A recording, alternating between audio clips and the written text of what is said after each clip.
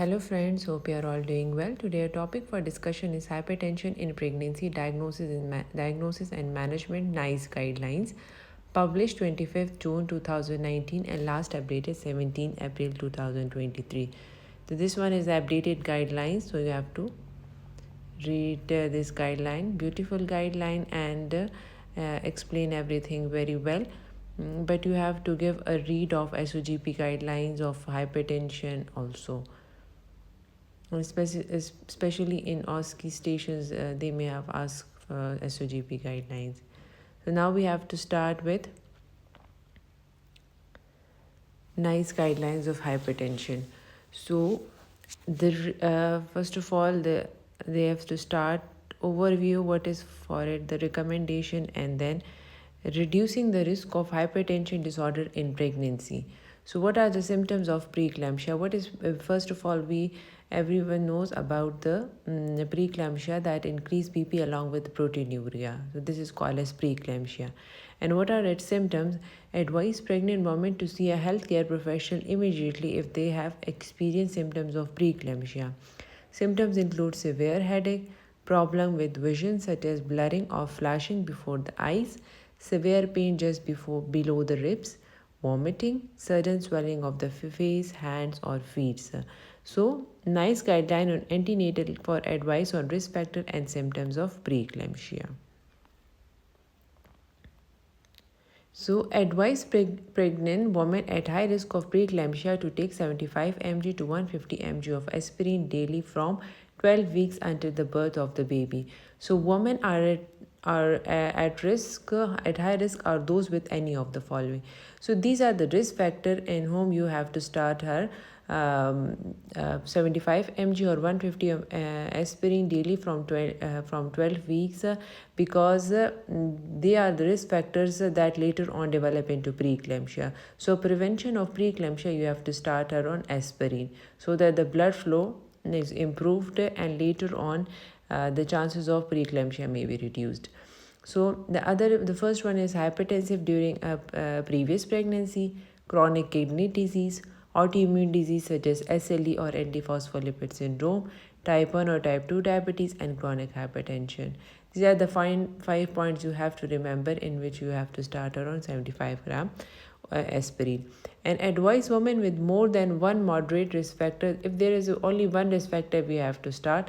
But in those pregnant women, more than one moderate risk factor for preeclampsia to take 75 mg to 150 mg daily from 12 weeks until the birth of the baby.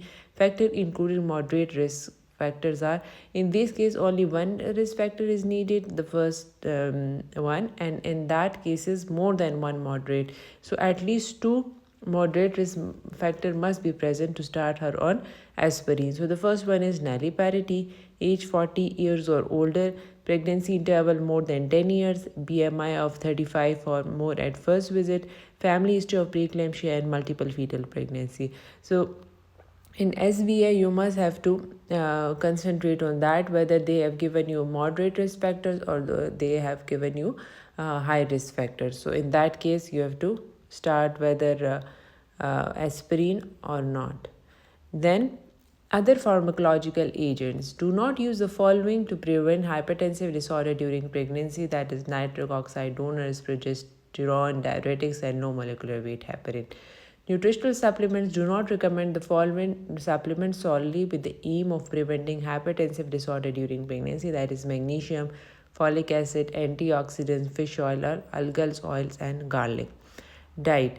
Do not recommend salt restriction during pregnancy solely to prevent gestational hypertension or preeclampsia. Well, lifestyle. Give the same advice on rest, exercise, and work to women with chronic hypertension at risk of hypertensive disorder during pregnancy as healthy pregnant women. Diabetes. For women with pre-existing diabetes or gestational diabetes, you have to see the NICE guidelines that we already discussed detail. NICE guidelines of diabetes. Then assessment of proteinuria in hypertensive disorder of pregnancy. So interpret proteinuria measurement of pregnant women in a context of full clinical review of symptoms, signs, and other investigation for preeclampsia. If the patient is having symptoms of preeclampsia, then you have to Also advise her proteinuria. Check her protein dipstick for proteinuria. Use automated reagent strip reading advice for dipstick screening for proteinuria in pregnant women in secondary care setting. So you have to use the strips if available to check the proteinuria with strip. It is positive 1 plus or more. Use albumin creat ratio or protein creat ratio to quantify proteinuria in pregnant women. Do not use morning urine void to quantify proteinuria in pregnant women. Do not routinely use 24-hour urine collection to quantify proteinuria in pregnant women. If using protein creat ratio is quantify proteinuria in pregnant women, use 30 mg per dl as a 30 mg millimole per liter as a threshold for significant proteinuria. If the result is 30 mg per millimole or above, there is a still unnecessary above the diagnosis of preeclampsia. Consider retesting on a new sample alongside the clinical review. So in these previously we the previous guidelines they have said that the best test for proteinuria is 24-hour urine collection. But now then recently they have updated it that protein creat ratio or you can do albumin creat ratio that are more reliable. So in that case, if the protein creat ratio is more than 30, then it will be preeclampsia. The other one is the albumin creat ratio. If albumin creat ratio as an alternative to protein creat ratio to diagnose preeclampsia in women with hypertension, use 8 mg per millimole as a diagnostic threshold. If the result is 8 mg per millimole or above, there is uncertainty about the diagnosis. Consider retesting on a new sample along with site clinical review. So you don't have to wait for 24 hours. So because these tests are in blood, not to collect the urine. So you have to have a clear concept about these things that updated guidelines say that not routinely use 24-hour urine collection but use protein creat ratio and albumin creat ratio. But the better option is still 24-hour urine collection, but updated guidelines say that you can do these. The management of chronic hypertension in pregnancy. The pre-pregnancy advice. Offer women with chronic hypertension referral to specialists in hypertensive disorder of pregnancy to discuss the risk and benefits of the treatment. Advise women who take ACE inhibitors or ARB. So these are specifically for chronic hypertension. Advise women who take ACE inhibitors or angiotensin 2 receptor blockers if there is an increased risk of congenital abnormalities if these drugs are taken during pregnancy, to discuss alternative antihypertensive treatment with a healthcare professional responsible for managing their hypertension if they are planning pregnancy, and to discuss the treatment with healthcare professional responsible for management their condition if ACE inhibitors are and ARBs are being taken for other conditions such as renal disease. So pre-pregnancy advice is important if the patient is taking ACE inhibitors or ARBs, because you have to stop it because it will lead to congenital abnormalities in baby. So the medication and health care products MHRA, which state that use in women who are planning pregnancy should be avoided until absolutely unnecessary, in which the potential risks and benefits should be discussed. So stop antihypertensive treatment in women taking ACE inhibitors or ARBs if they become perfectly within 2 working days of notification of pregnancy, and offer alternative. So you have to stop these drugs if the patient is taking because risk of congenital abnormalities. Advise women who are taking thiazide or thiazide-like diuretics if they are may have increased risk of congenital abnormalities and neonatal complication if these drugs are taken during pregnancy, and to discuss alternative antihypertensive treatment with the healthcare professional responsible for managing their hypertension if they are planning for pregnancy.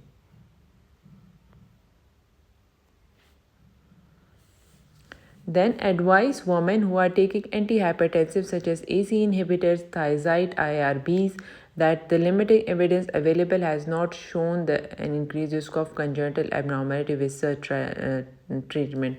So you have to outweigh risk. The benefit depend upon if the patient needs ACE inhibitor, ARB. So discuss with in chronic condition you have to involve the multidisciplinary team. So involvement of nephrologist, they will decide whether how much is enough, whether she have to whether they want to continue it, or they have to stop it or reduce the dose, depend upon the outweigh risk the benefits. Then what are the treatment of chronic hypertension? Offer pregnant with chronic hypertension advice on weight management, exercise, healthy eating, lowering the amount of salt in their diet, especially in chronic hypertension. As we have already read previously that salt restriction is not needed in gestational hypertension or preeclampsia. But in chronic hypertension, you have to tell the patient weight management, exercise, healthy eating, and continue with the existing hypertensive treatment if safe in pregnancy, or switch to alternative treatment unless a sustained systolic BP of less than 110, sustained diastolic BP is less than 70, and the woman have symptomatic hypertension. Offer antihypertensive treatment to pregnant women who have chronic hypertension or not already on treatment if have a sustained systolic BP of 140 or higher and sustained diastolic BP of 90 mm or higher. If the patient is, for example, if the patient got pregnant and present in first trimester in early booking and her BP is high, so it means that initially less than 20 weeks the BP is high, means that the patient is chronic hypertension. So in that case, you have to start her on treatment if the patient is not already taken, and you have to label her as chronic hypertension. When using medicine to treat hypertension in pregnancy, aim for target blood pressure is 135 to by 85. So you have to mention this, especially in OSCE station. If the patient, if the short case of a pregnancy with hypertension, then you have to mention that to the examiner that my aim is to maintain her BP of 135 by 85. Consider labetalol to treat chronic hypertension in pregnant women. Consider nifedipine for women whom labetalol is not suitable, or methyl-dopa if both labetalol and nifedipine are not suitable. Base the choice on the pre-existing treatment side effect profile, including the fetal effects and the woman preference. So the first line treatment is considered. First one is labetalol. If it is not working, then side effects, then we have to start on nifedipine, or if both are not working, then we have to start her on methyl-dopa. So in recent guidelines, the first choice is labetalol. Offer women with chronic hypertension aspirin 75 mg to 150 mg once daily from 12 weeks. In chronic hypertension, you have to give because there is increased chance of preeclampsia, as it is a high risk factors for preeclampsia, as we have already read previously. We have already read previously that it is a high risk factor for, so you have to start her on aspirin. And with chronic hypertension, there is increased risk of intrauterine growth restriction.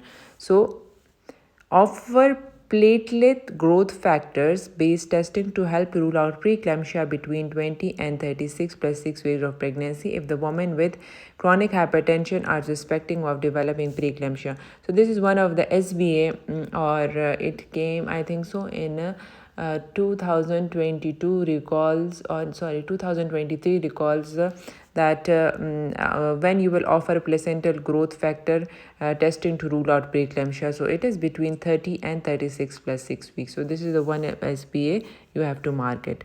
Antenatal appointment. In women with chronic hypertension, schedule additional appointment based on the individual need of the woman and her baby. This include weekly appointment if the hypertension is poorly controlled, and weekly appointment if poorly controlled, but appointment every 2 to 4 weeks if the hypertension is well controlled. So you have to individualize this, that which patient need intensive monitoring and which need 2 to 4 weekly monitoring. Then what are the timing of birth? Do not offer planned early birth before 36 weeks to women with chronic hypertension whose BP is 100 by 110 with or without antihypertensive treatment until there are no other medical indication. For women with chronic hypertension whose BP is lower than 160/110 after 37 weeks with or without antihypertensive treatment, timing of birth and maternal and fetal indication for birth should be agreed between the woman and senior obstetrician. If planned birth is necessary, offer a course of antenatal steroid and make self-indicated. So in that case, if you are planning a preterm delivery for that, and because with chronic hypertension there increased risk of IUGR or pre-eclampsia. If patient develop pre-eclampsia or IUGR absent or reverse diastolic flow before 37 weeks, so you have to plan a delivery. Under cover you will give her for the baby, you'll give her steroid dose or a Maxelf neuroprotective dose if the delivery has to be planned within 24 hours. So otherwise you if everything is normal, so you have to wait for at least 38 weeks. Then in chronic hypertension, how will you postnatal investigation? If the woman with chronic hypertension will give birth, measure BP daily for first 2 days after birth, then one at least between third and fifth day, as clinically indicated if hypertensive treatment is changed after birth. In women with chronic hypertension who have a birth, aim to keep BP of lower than 140/90. Continue antihypertensive treatment if required. Choice of antihypertensive during postnatal period. Offer a review of antihypertensive treatment 2 weeks after birth with a GP or a specialist. If a woman has taken methyl dopa to treat chronic hypertension, stop within 2 days after birth and change into alternative hypertensive treatment. And if she is taking labetalol, so she can to continue labetalol or nifedipine. Otherwise, methyl dopa has to be changed because it will have a side effects of depression or postural hypertension. Then offer women with chronic hypertension a medical review of 6 to 8 weeks after birth with their GP or specialist as an appropriate. So now we will start with the management of gestational hypertension. So the increased BP after 20 weeks of pregnancy is called as increased BP of more than 140/90 on 2 occasions and without any proteinuria or seizure. So that is called as gestational hypertension. It is usually after 20 weeks of gestation. So assessment and treatment of gestational hypertension. In a woman with gestational hypertension, a full assessment should be carried out in secondary care setting who is trained in the management of hypertensive disorder of the pregnancy. In women with gestational hypertension, take in account the following risk factors that require additional assessment and follow-up. So the first one is nulliparity, age 40 or older, because they are also the risk factor for preeclampsia. If that is included in risk factor, so in that case you have to be vigilant because they are increased risk of preeclampsia. Pregnancy interval of more than 10 years, family history of preeclampsia, multiple fetal pregnancy, BMI of 35 or more, gestation age at presentation, previous history of preeclampsia or gestational hypertension, previous vascular disease, pre-existing kidney. So in that case, you have to assess also her for aspirin if she needed, and she is having more than one moderate risk factor or she is having a high risk factor. So in that case, you will also start her on aspirin before 13 weeks, before 12 weeks. Offer woman with gestational hypertension the test as listed below. So management of pregnancy with gestation, this is a very beautiful algorithm with a beautiful table they have given. So if you have to do this only table for your exam, so that's when this table is enough. So they because they given everything that how to monitor this table is also very helpful in OSCE station. So when you have to admit to the hospital, admission to the hospital, do not routinely admit to the hospital, and severe hypertension you have to admit if the BP is more than 160/100. So if it is less than 160/100, so you have to, especially in case of gestational hypertension, so you have to admit the patient. Antihypertensive treatment if the BP remain above 140/90, and offer pharmacological treatment to all women because her BP is 160/110. Target blood pressure once on antihypertension. Aim of BP is 135 to 85 and aim of BP is 135 to 85. BP measurement once or twice a week until BP is 135/85, every 15 to 30 minutes until less than 160/110. Dipstick once or twice a week, BP and dipstick both once or twice a week and daily while admitted. Blood test Measuring full blood count, liver function test, renal function test at presentation and weekly, because in these patients they may develop preeclampsia or chances of HELP. So in that case, you will do her blood test every at presentation and then weekly, and the other in both preeclampsia you can do same that at presentation and weekly. Placental growth factors, as we have already discussed, are testing on one occasion. See recommendation at 20 to 36 plus 6 weeks, only one test is needed. So you have to do, depend upon that, at least one test you have to do for placental growth factor if the facilities are available. In preeclampsia, you can also do fetal assessment, offer fetal heart auscultation at every appointment, carry out ultrasound assessment of fetus at diagnosis, and if normal, repeat every 2 to 4 weeks, and if clinically indicated, carry out CTG if indicated. And the same is offer fetal auscultation at every appointment, ultrasound at diagnosis, and if normal, then every 2 weeks. And if severe hypertension exists, then after that, this is the same point of a placental growth factor between 20 and 36 weeks.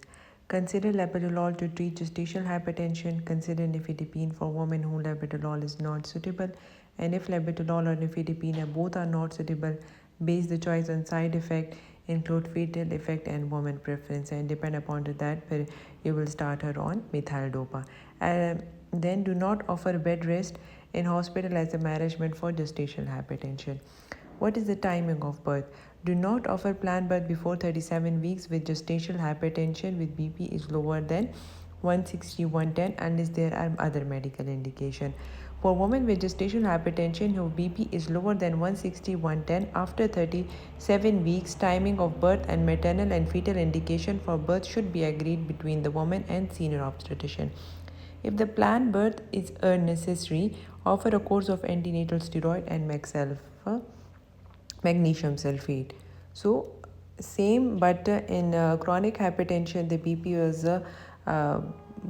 the timing of delivery depend upon the fetal or maternal indication, and you have to plan accordingly. So it depends upon the obstetrician choice and what are preference and about her usually in experience later on, because everyone has its own approach and depend upon the experience level of the obstetrician. But the guidelines said that less than offer no, if 160/110 not to deliver until and unless if other fetal-maternal indication along with that. So what are the postnatal investigation for gestational hypertension? In women with gestational hypertension, give birth daily for first 2 days, at least once between day 3 and day 4 after birth, as clinically indicated if antihypertensive treatment is changed after birth. So it's the same for both chronic hypertension and for gestational hypertension. Postnatal investigation monitoring. So monitoring is that daily for first 2 days, at least one between day 3 and day 5, and if antihypertensive is changed after birth. In women with gestational hypertension, if give birth, continue antihypertensive treatment if required for choice of dependent during the postnatal period. Advise the woman that duration of their postnatal antihypertensive treatment is similar to the duration of their antenatal treatment but may be longer. Reduce antihypertensive treatment if the blood pressure fall below 130/80. So you have, because in postnatally we have to monitor her BP to in chronic hypertension you have to continue the drug, but in gestational hypertension you have to check her BP and depend upon her BP level that whether she has to continue her drug or whether we have to stop the treatment. If the woman has taken methyl-dopa to treat gestational hypertension, stop within 2 days after birth and change into alternative treatment.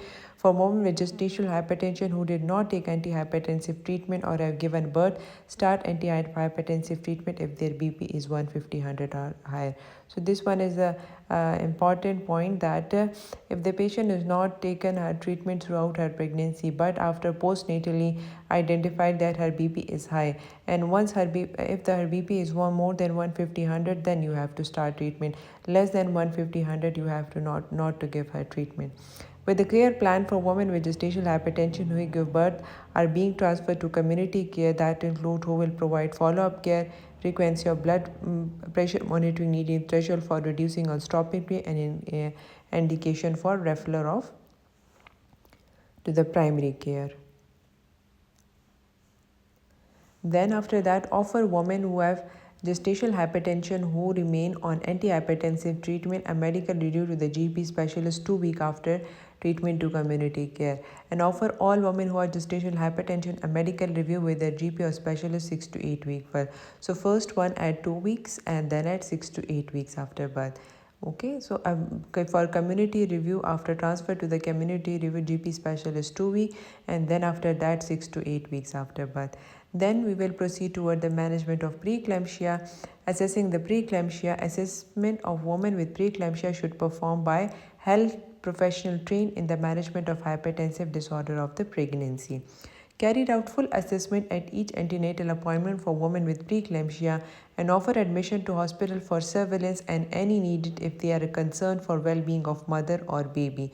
So when you have to admit the patient, careful assessment at every visit. If the BP systolic BP of 160 or higher, any maternal biochemical hematological investigation that cause concern, for example a rise in creat, for example if the patient develop HELP. Hemolysis means raise in creat level, raise in ALT level over 70 and fall in platelets. So you have to admit this patient.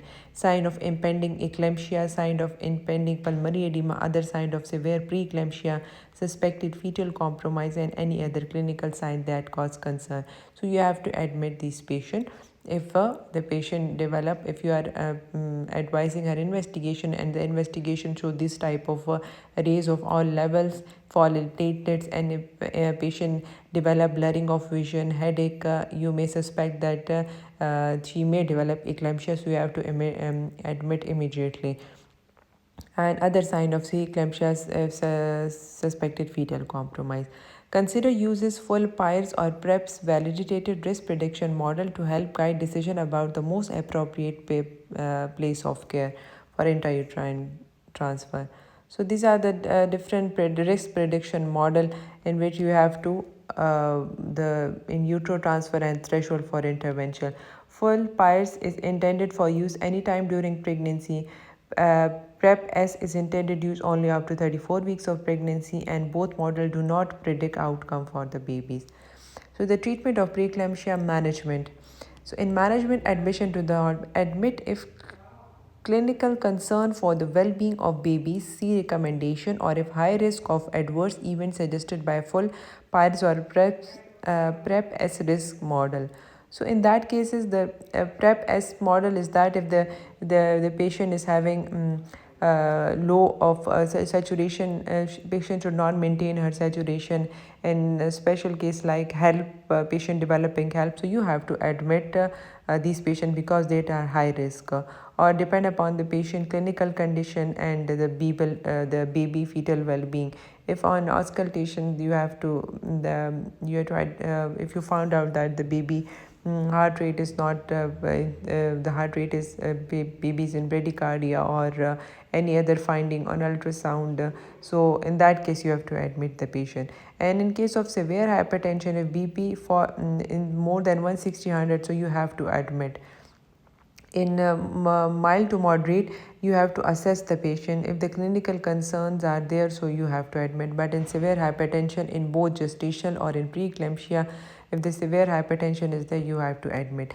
Antihypertensive offered pharmacological treatment if BP remain above 140/90, and obviously you have to give her pharmacological treatment, especially in 160/100 you have to give initially in IV form, but then after that you have to check her BP at least every 15 minutes. Once the aim of the BP should be 135/85 or 135/85 less. BP measurement at least every 48 hours or more frequently if the woman is admitted to the hospital. In the gestational hypertension, every once a week or twice a week, and in that case at least 48 hours. But if it is admitted every 15 to 30 minutes until less than 160, 140, and then 4 times daily when patient is inpatient. Dipstick only repeat if clinically indicated, for example, if new sign and symptoms or if there is uncertainty over diagnosis. So if when the patient present with the BP along with, you have to advise her protein dipstick. If it is positive, then next dipstick is indicated when the patient have symptoms, but in severe hypertension only repeated if clinically indicated, for example a new symptom and sign develop. But in gestational hypertension you have to give once or twice weekly in that case. Then after that, blood test, full blood count, liver function test twice a week, and in that liver function test, renal function 3 times a week. Because in preeclampsia there is increased chance of HELP. If the patient is have not developed HELP symptoms, means the investigation are normal, then you have to, in preeclampsia you have to repeat if mild to moderate BP twice a week, and in severe you have to repeat 3 times a week. And fetal assessment offer heart auscultation at every appointment, carried out ultrasound at diagnosis if normal. These are the same as in gestational hypertension, and carried out CTG as diagnosis and then only if clinically indicated. At diagnosis, then a clinical indicator. Offer labetalol to treat hypertension with preeclampsia. Offer nifedipine for women whom labetalol is not suitable, and methyl dopa if labetalol and nifedipine is not suitable. So in that case, in all cases, the first choice is labetalol. The second choice is if the labetalol is not tolerable due to side effects, you have to prescribe nifedipine, and third is methyl dopa. Then after that, what are the timing of birth? So the record maternal and fetal threshold for planned birth before 37 weeks in women with preeclampsia. The threshold for considering planned early birth could be include any time of the non-feature of severe preeclampsia, inability to control maternal BP despite 3 or more occasions, maternal pulse oximeter less than 90%, progressive deterioration in renal function, ongoing such as severe interactable headache, repeated visual scotoma or preeclampsia or eclampsia, placental abruption, reverse and diastolic flow, or non-reassuring CTG or other feature not listed above may be considered in the decision to plan early birth. So if these type of features are present along with severe preeclampsia, so you have to start her on, you have to plan her immediate delivery before 37 weeks along with steroid cover and magnesium sulfate. Be aware that some pulse oximeter can underestimate or overestimate oxygen saturation, especially if the saturation level is borderline. Overestimation may be reported with dark skin. Involve a senior obstetrician in deciding time both for women with preeclampsia. Discuss the anesthetic team if the planned birth in women with preeclampsia. Discuss neonatal team if preeclampsia and neonatal complication are anticipated. IV Mexel for course of steroid if early birth is planned. Decide on time of birth as recommended in table 3. So when these are the table 3, the timing in women with the preeclampsia. Before 34 weeks, when you have to deliver the baby before 34, continue surveillance unless there are indication for planned early birth. Offer IV magnesium sulfate and course of steroid in line with NICE guideline. According to that, you will risk. And from 34 to 36 plus 6 weeks, continue surveillance unless there are no indication for planned birth. When considering optimal planned birth, take into account woman and baby condition, risk factor, maternal comorbidities, availability of neonatal bed. Consider a course of steroid with NICE guideline or preterm labor, and 36 week on it, initiate birth within 24 to 48 hours. But before 34 and 34 to 35 plus, you have to individualize, you have to assess the patient there is any indication for early delivery. So in early delivery we have discussed that in home cases you have to, these are the points and you have to do early delivery in preeclampsia. Then postnatal investigation in case of preeclampsia, BP measurement at least 4 times a day while the woman is an inpatient, at once between 3rd and 5th day after birth, and once alternate day until normal if the BP is normal on 3 and 4 days. So this one is a bit change, and both for postnatal BP measurement for both gestational hypertension, chronic hypertension are same, but in that you have to check her BP at least 4 times a day. When in inpatient, at least one between day 3 and day 5, and one on alternate day if the BP was abnormal on day. If the BP on third and fourth day is abnormal, then you have to check alternate day until normal. If the woman with preeclampsia who did not antihypertensive treatment and have given birth, start antihypertensive treatment if BP is 150, 100 or high. As already we have discussed this in gestational hypertension, if the patient does not receive treatment and the BP is after postnatally, the BP is 150 by 100 or higher than that, then you have to start antihypertensive treatment. Ask women with preeclampsia have given birth about severe headache, epigastric pain each time blood pressure is measurement, because in preeclampsia there is high risk of most likely the increased risk of preeclampsia. The most preeclampsia eclampsia usually in postnatally the risk of eclampsia is more as compared to antenatally. So you have to tell the patient if severe headache, epigastric pain, so the each time the BP should be measured. In women with preeclampsia who took antihypertensive treatment and give birth, measure BP at least 4 times a daily when in inpatient and every 1 to 2 days up to 2 weeks after transfer to community care until the woman is on off treatment and has no hypertension. Then after that, women with preeclampsia who have taken antihypertensive treatment and have given birth, continue antihypertensive treatment. Consider reducing antihypertensive treatment if the BP fall below 140/90 and reduce if their blood pressure below 130 to 80. So you have to then you have to change the dose and reduce the antihypertensive treatment according to the BP. If the woman has taken methyl dopamine, we have to stop within 2 days and offer women with preeclampsia who have given birth transfer to community care. All of the following criteria have been met.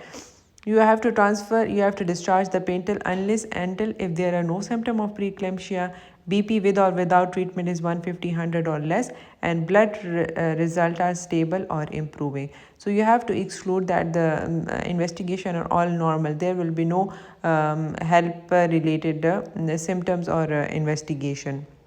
So in that case, you have to discharge the patient when all the criteria is fulfilled. With a care plan for women with preeclampsia who have given birth and are being transferred to community care that include all of the following, who will provide follow-up care, frequency BP monitoring, threshold for reducing or stopping treatment, indication for referral to primary care, and self-monitoring for symptom. Offer women who have preeclampsia and who remain on antihypertensive treatment a medical review with their GP or specialist 2 weeks after transfer to community care. Offer all women who have preeclampsia and medical review with their GP or specialist 6 to 8 weeks after birth. So initially 2 weeks and then 6 to 8 weeks. And then what is the frequency of hematological and biochemical monitoring? In women who have a preeclampsia with mild or moderate hypertension or after step down from critical care, measure platelet, ALT, serum creat 48 to 72 hours. Do not repeat platelet count, transamine or transaminase or serum creat measurement if the results are normal within 48 hours. So you have to mild to moderate hypertension, you have to repeat investigation 48 to 72 hours. If it is normal, you have not. If they are normal within 48 hours, you have not to repeat. If the biochemical and hematological are outside the reference range in the woman with preeclampsia, repeat platelet count, transaminases and serum creat measurement as clinically indicated and return to normal. If the you have to after postnatally you have to repeat the investigation of all help ALT, creat and platelet. If it is not normal, if it is normal, you have not to repeat again. If it is not normal, then you have to individualize that how frequency after 48 hours you to have to repeat again. In women with preeclampsia who have given birth, carried out urea reagent step 6 to 8 weeks after birth. So this is very important because with preeclampsia there is chance of chronic renal failure and the patient may develop a chronic kidney disease. So you have to repeat her proteinuria as 6 to 8 weeks because these patients may the kidney may be affected in these cases. So offer women who have preeclampsia has still proteinuria of 1 plus and more at 6 to 8 weeks after birth, a further assessment with a GP specialist at 3 months after birth to assess the kidney function. If on 6 to 8 week 1 plus, then you have to refer for GP or physician for further after 3 months to assess her kidney function. Consider referral with abnormal kidney function assessment at 3 months for a kidney specialist is very important. So these are the points you have to remember. These are a differentiating point from all the other just in gestational hypertension. We have not to repeat these type of investigations. There this is a bit different. Then how fetal monitoring.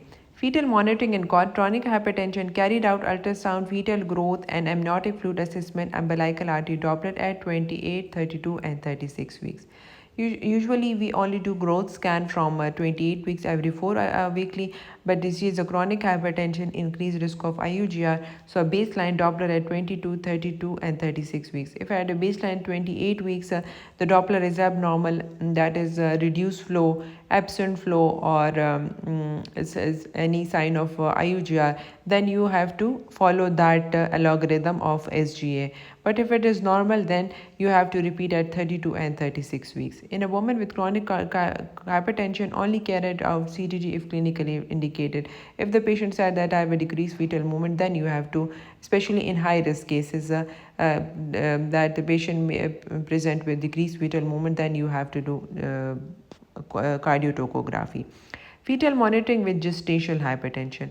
In a woman, gestational hypertension carried out assessment for fetal growth, amniotic fluid volume, umbilical artery Doppler velocity at diagnosis, and if normal, repeat every 2 to 4 weeks if clinically indicated. Only carried out CTG if clinically indicated.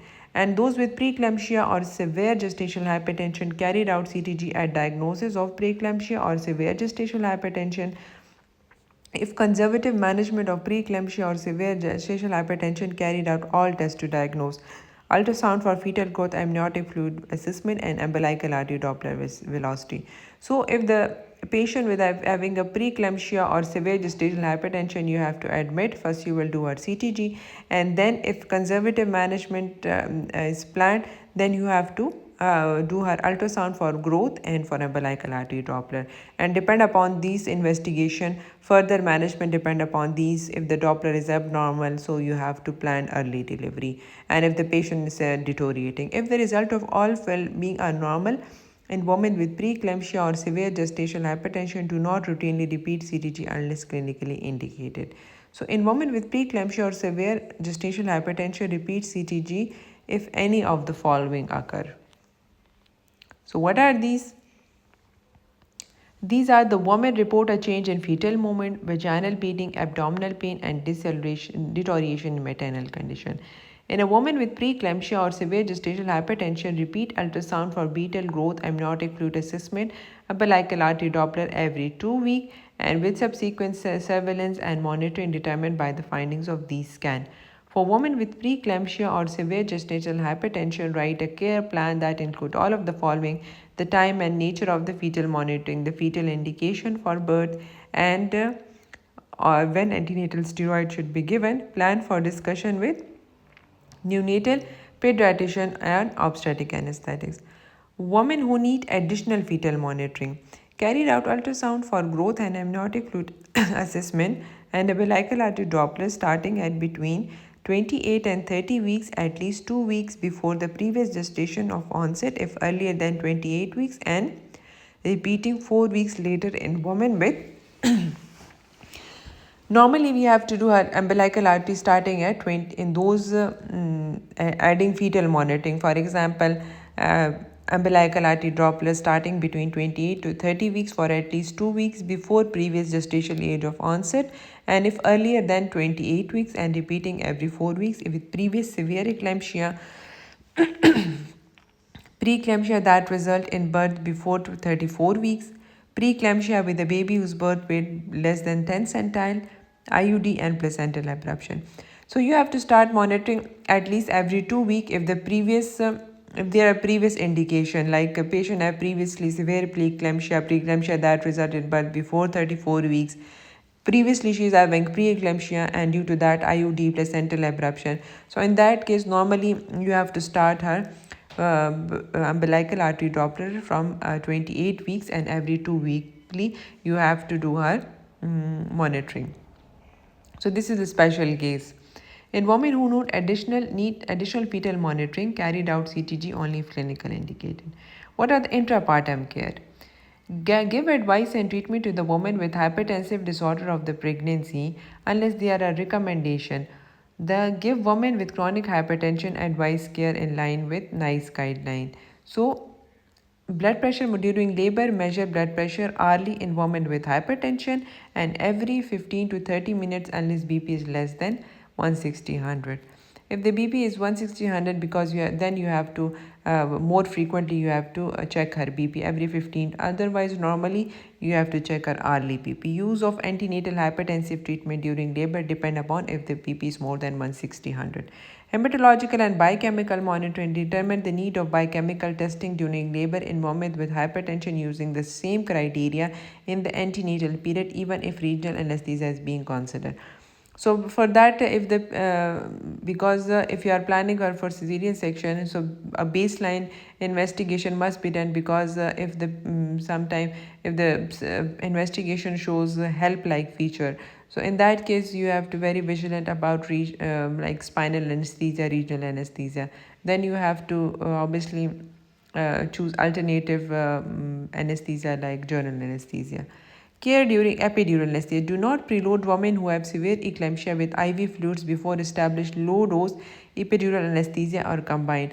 Usually in epidural and spinal anesthesia, initially we have to preload the patient, because there both cases there increased chance of hypertension. But they said that those who are having a preeclampsia, you have not to preload the patient, because in preeclampsia there is chance of pulmonary edema, fluid overload. So you have to avoid this preload before the preeclampsia. Management of second stage of labor. Do not routinely limit the duration of second stage of labor in women with controlled hypertension.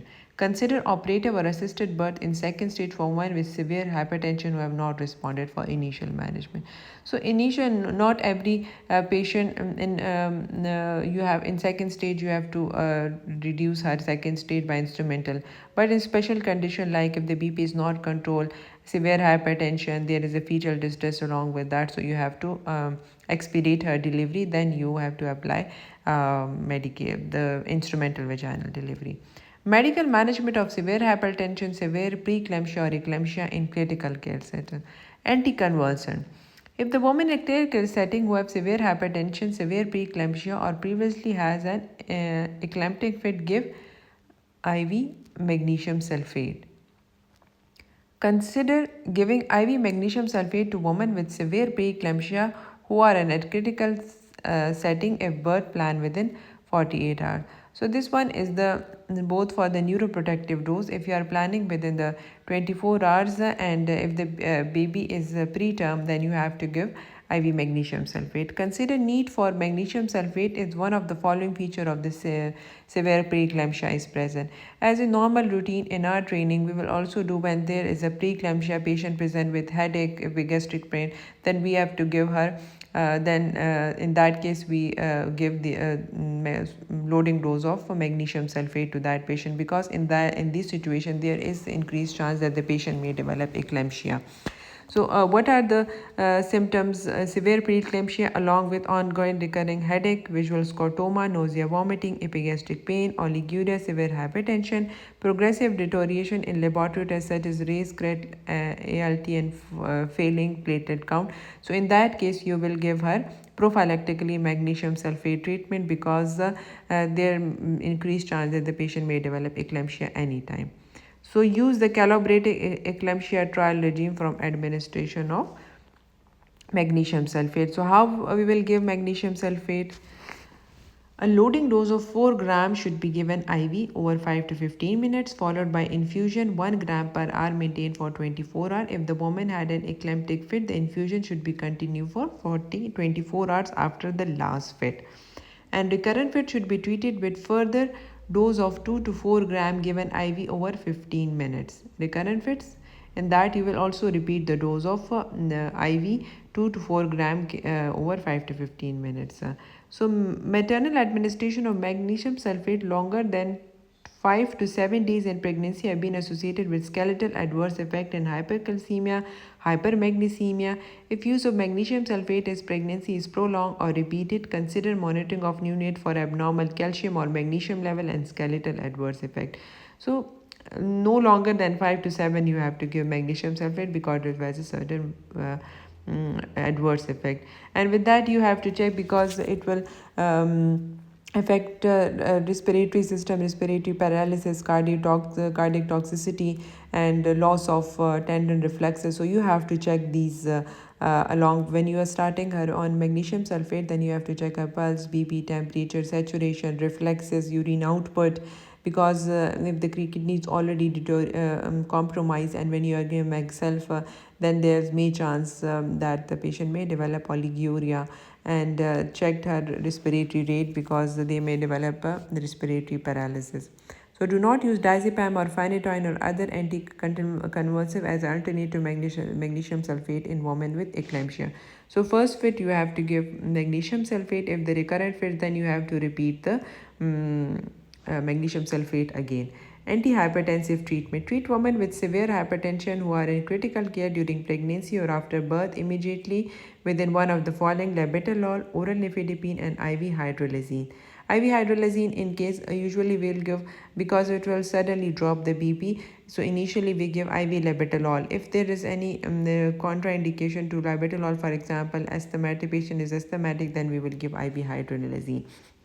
In women with severe hypertension who are critical care, monitor their response to treatment to ensure their blood pressure fall to identify the adverse effect for both women and to the baby. Then to modify treatment according to the response. Consider up to 500 ml of crystalloid fluid before the same time as the first dose of IV hydralazine in the antenatal pair, because in this sudden hypertension may occur. So they said that before giving IV hydralazine you have to give 500 ml of crystalloid before at the first dose of IV. So this one is the SBA, that how much crystalloid before hydralazine you have to give. So that is 500 ml. Corticosteroid. If birth is considered like within 7 days in women with preeclampsia, offer a course of steroid in line with NICE guideline. Corticosteroids to manage, do not use dexamethasone or betamethasone for HELP, because there is in HELP low platelets. So in case of thrombocytopenia and low platelets, we give sometime there's so much low platelets that we have to start her on steroid. But in case of preeclampsia with HELP, you have to not use corticosteroid in these cases. And we will give in thrombocytopenia, especially as a gestational or ITP, we will give steroids. In that case, we will not give steroid. Fluid balance and volume expansion. Do not use volume expansion in women with severe eclampsia until hydralazine is in the antenatal. So if you are if you are planning for hydralazine because there's contraindication to labetalol, then you have to give her fluids 500 ml. Otherwise you will not give other volume expander in severe preeclampsia. In women with severe preeclampsia, limit fluid balance to 80 ml per hour unless there are ongoing blood fluid loss. Until there hemorrhage, you have to increase the fluid, but otherwise you will not need you will maintain the fluid balance. At least you have to give 80 ml per hour maximum, because if you are given more than that, there increased chance of pulmonary edema. Cesarean section were induction of labor. Choice mode of birth for women with severe hypertension, severe eclampsia according to the clinical circumstances and the woman preference. So it will depend upon this. So then what are the refer to critical care. So that is the critical care choice of critical layer. These are 3 levels of critical care: level 1, level 2, and level 3. Level 3 critical care would be severe preeclampsia need ventilation. Those need artificial, that means ventilators. So that is in level 3. Level 2 care is step down from level 3, that is eclampsia, HELP, hemorrhage, hyperkalemia, severe oliguria. So that in these type of patient will routinely we can manage. But level 3 care, that is need ICU monitoring. So the level 2 care we have to manage in HDUs, but in level 3 we have to shift the patient to ICU because they need ventilation. IV antihypertensive treatment, initial stabilization, evidence of cardiac failure, abnormal. Level 1 care is preeclampsia with hypertension, ongoing conservative management of severe pre, and step down the treatment after birth. So this one is that in our ward we do level 1 care if that is normal. The other things are, then we will start with antihypertensive treatment during postnatal period, including during breastfeeding. Advise women with hypertension who wish to breastfeed that their treatment can be adopted to accumulate breastfeeding, and the need to take antihypertensive medication does not prevent them from breastfeeding. Explain to the woman who wish to breastfeed that antihypertensive medicine can pass into breast milk. Most antihypertensive medicine taken while breastfeeding only lead to very low level in breast milk. So the amount taken in by babies are very small and will not likely to have a clinical effect. Most medicine are not tested in pregnant or breastfeeding, so disclaimer in the manufacture are not because of any specific safety or evidence of harm. Make decision on treatment together with woman based on her preference. As hypertensive agent, the potential to transfer into breast milk, consider monitoring the BP of babies, especially those born preterm who have a symptom of low BP for the first few weeks. When discharged home, advise women to monitor their baby for drowsy, lethargy, pallor and cold peripheries or poor feeding. Offer enalapril to treat hypertension in women during postnatal period with appropriate monitoring of maternal renal function test and maternal serum potassium. So in that those babies preterm, so avoid usually nifedipine because they cause low BP in babies. So in that case you have to choose other option. So offer enalapril is also a good option. You can prescribe enalapril. For those babies of Black, African or Caribbean family, during the postnatal period, consider treatment with nifedipine and amlodipine if have previously used. They successfully control her BP. So in specifically, if they have asked you in question that in Black or Afro-Caribbean, this is one of the SBA that for Black African or Caribbean family, what you have to prescribe, that is the nifedipine or amlodipine postnatally. For women with hypertension in the postnatal period, if the BP is not controlled with single medicine, controlled combination of nifedipine or amlodipine and enalapril is not tolerated and is ineffective. To add atenolol, if enalapril is not effective, then you have to add atenolol or labetalol or combination treatment or swiping one of the medicine. So you have to depend upon the patient. The control of her BP. If one drug is not effective, then you have to add other drug like if enalapril is not effective, then you have to add labetalol or atenolol with that. When treatment with women with antihypertensive medicine during postnatal period, use medicine that are taken once daily when possible. Where possible, avoid use diuretics or ARBs to treat hypertension in women in the postnatal period who are breastfeeding or expressing milk. So ARBs or diuretics you have to avoid in postnatal period. So in postnatal, what you have left, the drugs are labetalol, enalapril, labetalol or nifedipine. These three drugs you have to given in postnatal period. Treat women with hypertension in the postnatal period who are not breastfeeding and are not planning to breastfeed in line. So this was the nice guideline of hypertension. Hope you find the lecture good, and kindly comment if you have any queries. Then you can ask on comments or in WhatsApp group.